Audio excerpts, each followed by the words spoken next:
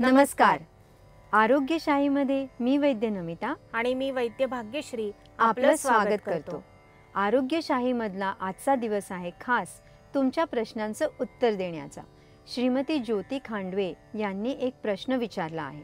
त्या म्हणतात, डोळ्याखाली काळं होतं त्यावर काही उपाय सुचवा.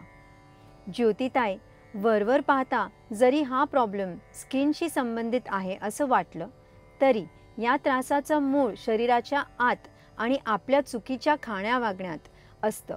खूप मानसिक ताण असला, झोप कमी होत असली, शरीरात रक्ताचं किंवा आयनचं प्रमाण कमी असलं, एक्झर्शन खूप होत असलं, खाल्लेल्या अन्नाचं नीट ॲब्झॉर्प्शन होत नसलं तर डोळ्याखाली काळं होतं असं दिसून येतं.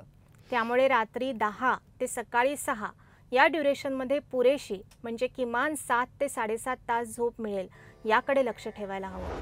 हिमोग्लोबिन वाढण्यासाठी आहारात डाळिंब, काळ्या मनुका, खजूर आणि तूप, अंजीर यांचा समावेश करणं हे सुद्धा चांगलं.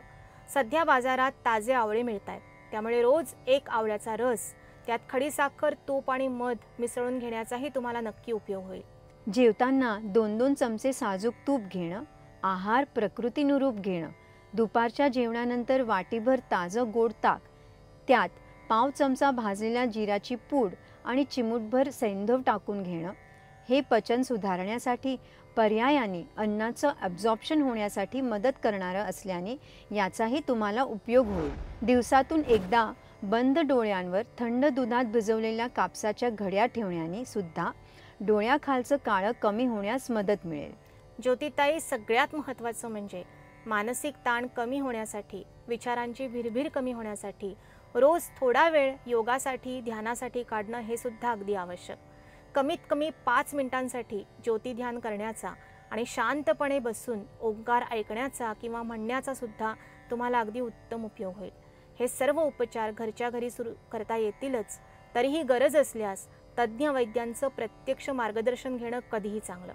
प्रेक्षक हो, तुम्हालाही जर प्रकृतीविषयी काही प्रश्न असेल तर स्क्रीनवर स्क्रोल होणाऱ्या नंबरवर तुम्ही तो विचारू शकता. आपल्या प्रश्नाचं उत्तर जाणून घेण्यासाठी पाहत रहा आरोग्यशाही लोकशाही मराठीवर.